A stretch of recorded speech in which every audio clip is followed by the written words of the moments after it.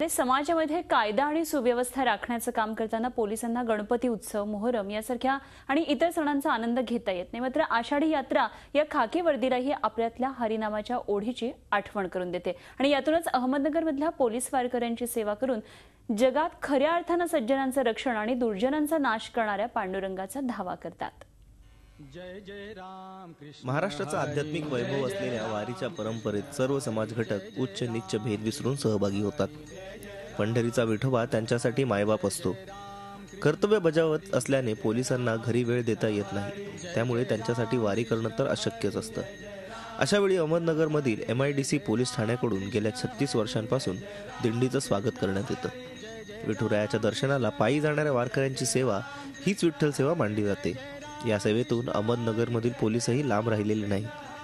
मालेगावहून येणाऱ्या सिद्धेश्वर महाराज यांच्या दिंडीची सेवा अहमदनगरमधील पोलीस दरवर्षी करतात। एवढंच नाही तर वारकऱ्यांसमेत टाळ मृदुंगाच्या गजरात पोलीसही हरिनामाचा गजर करतात।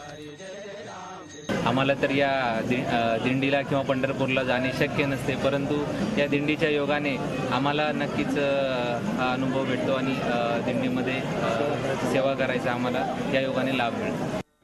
मालेगावहून येणाऱ्या सिद्धेश्वर महाराजांच्या दिंडीच्या स्वागताची प्रथा 1981 मध्ये तत्कालीन पोलीस निरीक्षक शेख यांनी सुरू केली। ती आजही पाळली जाते। अधिकारी कर्मचारी बदलून गेले तरी नवीन आलेले अधिकारी पोलीस ठाण्याची ही परंपरा पाळत आहेत। पंढरपूरला जात असताना या आपल्या नगरमध्ये या ठिकाणी आपली MIDC पोलीस स्टेशन या वसाहतीमध्ये आमची तुम्ही व्यवस्था ठेवता, खूप आमच्या प्रेम देतात आणि आमच्याबरोबर रममाण होतात। सगळे पोलीसच नव्हे तर त्यांचे कुटुंबीयही या स्वागत सोहळ्यात सहभागी होतात। अहमदनगरमधील हे पोलीस खाकी वर्दीच्या आत दडलेल्या भक्तीचं दर्शन घडवतात।